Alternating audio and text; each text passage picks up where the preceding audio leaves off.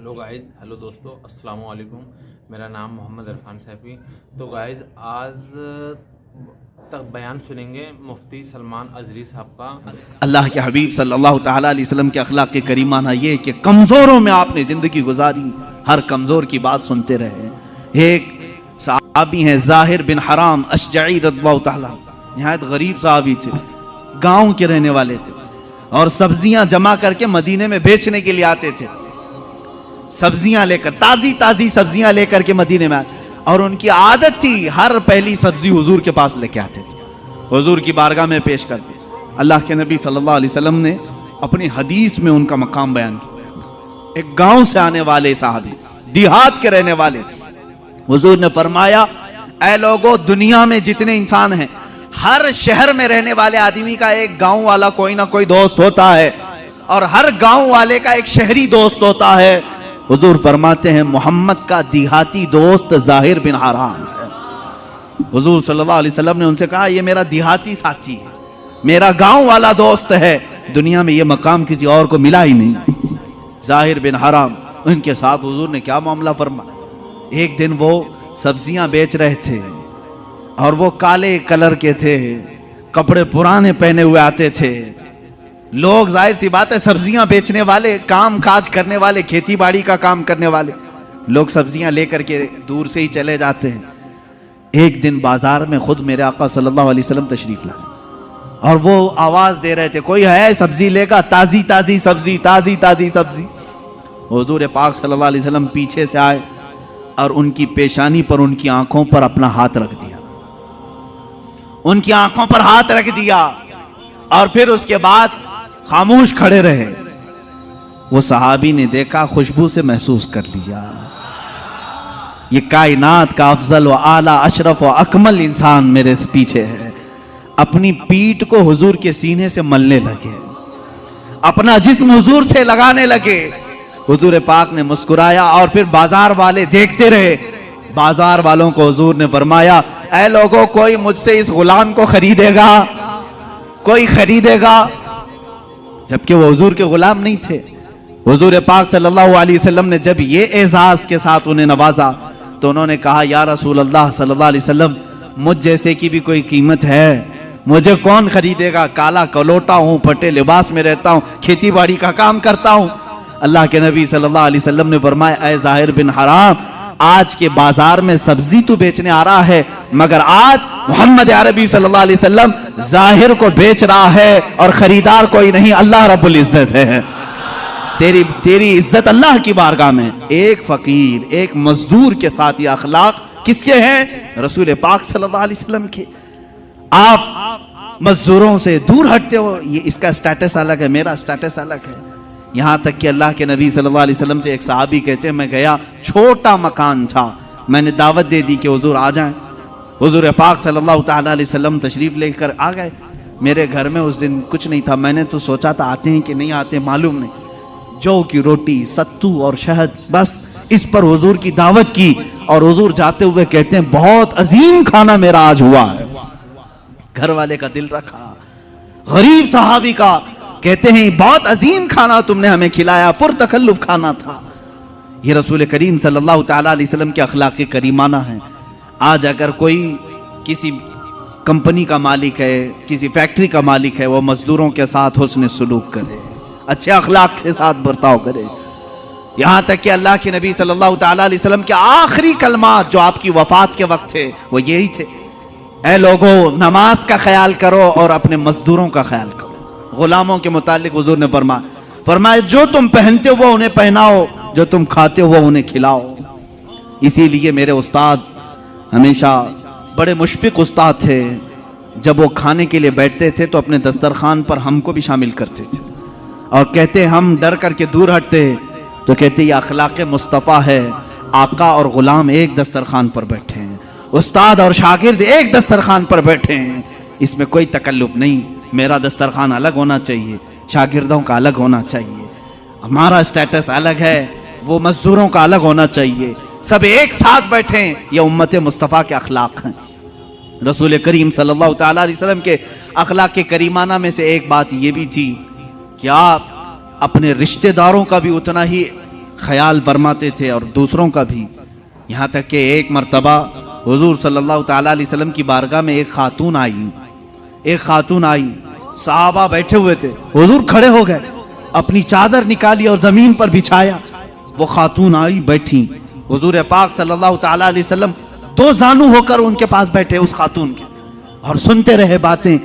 यहाँ तक कि बहुत देर के बाद वो खातून उठी, हुजूर ने बहुत सारी बकरियां उस खातून को तोहफे में दी, वो जाने लगी। सहाबा ने कहा, या रसूल अल्लाह सल्लल्लाहु अलैहि वसल्लम, इतनी ताजीम किसी औरत की हमने नहीं देखी। हुजूर पाक सल्लल्लाहु अलैहि वसल्लम ने फरमाया, मेरे साहबा, वो मुझे दूध पिलाने वाली माँ हलीमा सादिया थी, मुझे उसने 2 साल दूध पिलाए हैं। जो सिर्फ रजाई माँ है उसका अदब मेरे आका इस कदर फरमाते थे। अपनी चादर पाक बिछाई और उनके सामने दो जानू होकर बैठे रहे। यहाँ पैदा की हुई माँ के साथ बुरा सलूक किया जाता है। एक बार हजरत शैमा आई, हुजूर सल्लल्लाहु अलैहि वसल्लम की दूध शरीक बहन, हजरत हलीमा सादिया की बेटी। रसूल करीम सल्लल्लाहु ताला अलैहि वसल्लम ने उनके लिए इतना एजाज किया कि उनकी दावत फरमाई, उनको तोहफे दिए, हदिये दिए और इज्जत के साथ उन्हें रुखसत किया। हजरत शैमा अपने कबीले में आई बहुत सारा माल लेकर के। लोगों ने पूछा, कहां से आई शैमा, पहली बार तेरे पास इतनी बरकत देख रही हैं। शैमा ने कहा, बरकत वाले मेरे बड़े भाई के पास से आ रही हूं। वो रजाई भाई थे रसूल करीम सल्लल्लाहु अलैहि वसल्लम के। क्या हम भी अपनी बहनों का ऐसा अदब करते हैं? वो हुजूर की सगी बहन नहीं थी, दूध शरीक बहन थी। तुम्हारे घरों में बहनें आए तो अच्छा खाना खिलाओ, अच्छा पकाओ, उन्हें इज्जत के साथ रुखसत करो। बहनें तुम्हारी दूसरे घर भी आई गई हैं, ये नहीं कि नाक भाव सकेड़ लिया और माथा चढ़ा लिया, आई है पता नहीं घर में क्या हो जाएगा, कुछ नहीं। हर मर्द को चाहिए वो अपनी बहनों का अदब भी करें, उनके साथ इज्जत के साथ पेश आए। ये मेरे आका के अखलाक करीमाना में से है, रसूल पाक के अखलाक में से है। एक बार गरीबों का हक दिलाना ये मेरे आका की शान थी। कौन है आज के जमाने में जो मजलूमों की आवाज उठा सके? ए मेरे अजीजों, अगर तुम रसूलुल्लाह के सच्चे उम्मती हो तो मजलूमों की आवाज उठाने वाले बन जाओ। हम जो यहाँ से मिंबर से आवाज उठाते हैं, ये हमारी अपनी आवाज नहीं। मैं तो यही समझता हूं जो मेरे नबी से हमने सीखा है वही आवाज उठाएंगे। मक्का मुकर्रमा में जुबैद एक इलाका है यमन का, वहां से एक शख्स आया, 3 ऊंट लेकर के आया, बहुत खूबसूरत ऊंट। वो जुबैदी शख्स था, वो मक्का में आया और ऊंट बेचने के लिए पूरे बाजार में उससे हसीन और जमील ऊंट थे ही नहीं। अब उसने कीमत लगाई, महंगे भी थे। उसका इरादा ये था कि अच्छी कीमत लेकर के वापस जाऊंगा, लेकिन मक्का में अबू जहल की दादागिरी भी चलती थी, गुंडागर्दी थी। वो गुंडा था मक्के का और उसकी बात पर लोग डरते भी थे। और इसीलिए हम कहते हैं गुंडागर्दी मत करो, इसलिए कि अबू जहल की तुम ज़ुर्रियत में नहीं हो, तुम मुस्तफ़ा की उम्मत में हो। मेरे आका सल्लल्लाहु ताला अलैहि वसल्लम गुंडों को उनके मकाम तक पहुंचा भी दिया करते थे, दादागिरी करने वाले। अबू जहल गया और पूछा, क्या कीमत है इसकी? तो जुबैदी ने कहा, जो भी कीमत लगाया 1,000 दीनार, बहुत महंगे ऊंट थे, 1,000 दीनार। अबू जहल ने कहा, ये तीनों ऊंटों की जो कीमत है ना, इसका 1/3 मैं दूंगा बस, यानी 1,000 दीनार में पूरे ऊंट दे दे बस, इससे ज्यादा नहीं। अब अबू जहल इतनी कम कीमत लगाया था जो मक्का के बाजार में भी नहीं थी, उसका हक मार रहा था, जो यमन से बाजार में बेचने आया था। लेकिन बात यह थी कि अबू जहल की कीमत के बाद फिर दूसरा कोई कीमत लगाने को तैयार भी नहीं होता। अब बाजार में कोई नहीं आ रहा इससे ज्यादा देने के लिए। अब इससे ज्यादा देगा तो अबू जहल उसको मारेगा, मेरी बोली पर तू कैसे बोली लगाया, क्या तू मेरे से बड़ा सेठ है? वो जमाने का सेठ भी था, मारता था लोगों को। अब वो परेशान हो गया, यमनी जुबैदी शख्स। आखिरकार वो कई लोगों के पास गया, बड़े बड़े अशराफ मक्का जो थे उनके पास गया, रिक्वेस्ट किया, कम से कम मेरे जाने भर का हो जाए, यमन पहुंचने का कीमत बढ़ा दो, थोड़ी मेरे ऊंटों की कीमत बढ़ाओ, देख नहीं रहे बहुत कीमती ऊंट है। कोई उसकी नहीं सुना। यहाँ तक कि हुजूर पाक सल्लल्लाहु अलैहि वसल्लम हज़रत अबू बकर, हज़रत उमर, हज़रत उस्मान के साथ हरम काबा में बैठे हुए थे, मक्का मुकर्रमा में बैठे हुए थे। वो शख्स हुजूर पाक सल्लल्लाहु अलैहि वसल्लम के पास सीधा आया और कहा, ए अहले कुरैश, तुम्हारे यहाँ तिजारत के लिए कौन आएगा? तुम्हारे यहाँ गरीबों का इस्तेहसाल किया जाता है, ظلم کیا جاتا ہے, قیمتیں گھٹا کر کے لی جاتی ہیں, گنڈا گردی ہے, دادا گیری ہے, کون آئے گا تجارت کرنے؟ حضور پاک صلی اللہ علیہ وسلم کھڑے ہو گئے, کہا کون تیرے ساتھ گنڈا گردی کیا, کون ہے تیرے ساتھ دادا گیری کیا؟ اس نے اپنا پورا واقعہ سنایا, میرے اونٹوں کی اتنی قیمت میں نے لگائی. ابو جہل نے گرا کر کے اتنی قیمت لگائی اور اس کی قیمت کے بعد کوئی دوسرا قیمت لگانے کو تیار ہی نہیں. حضور پاک صلی اللہ علیہ وسلم نے فرمایا چل میں تیرے ساتھ چلتا ہوں. بازار میں حضور تشریف لائے, بازار میں آئے اللہ کے نبی صلی اللہ تعالی علیہ وسلم, پورے بازار میں کوئی ان اونٹوں کو خریدنے کی ہمت نہیں کر رہا ہے. حضور نے سارے مجمع میں پکار کر کہا تیرے اونٹوں کی کیا قیمت ہے؟ اس نے پہلے جو قیمت بتائی وہی بتائی, یہ اونٹوں کی قیمت. اللہ کے نبی صلی اللہ علیہ وسلم نے فرمایا منظور ہے, مجھے منظور ہے. ابو جہل بھی کھڑا تھا, خاموش کھڑا تھا, دیکھ رہا تھا کہ کون قیمت لگائے گا. حضور نے لگایا, 3000 درہم دینار دیے اور تینوں اونٹ لے لیے اور خود بازار میں کھڑے ہو گئے. اب کوئی مجھ سے اونٹ خریدے گا؟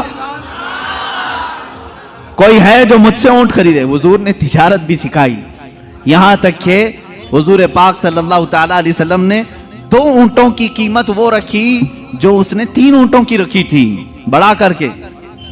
یعنی 3 اونٹوں کی 3000 تھی, حضور نے 2 اونٹوں کی قیمت 3000 رکھی اور اسی وقت بازار میں خریدار بھی آئے اور بک بھی گئے.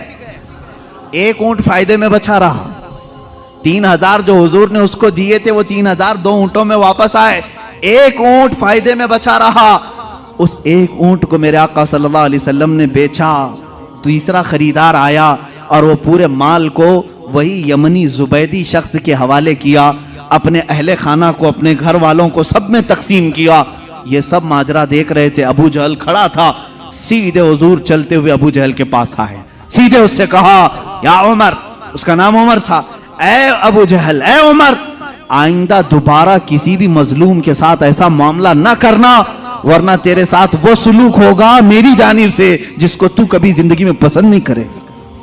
اس نے کہا ٹھیک ہے, میں وعدہ کرتا ہوں آئندہ سے کسی کی قیمت نہیں گراؤں گا. بھیگی بلی بن گیا, ڈر گیا اتنا جس کے رعب سے سارے لوگ ڈر رہے تھے. کچھ نہیں, حضور شاہانہ فتح کے ساتھ نکلے. سارے قریش کے سردار جلدی جلدی دوڑے آئے. ابو جہل سے کہا کیا ہو گیا, کیوں گھگی بن گئی تھی؟ محمد سے ڈر گئے.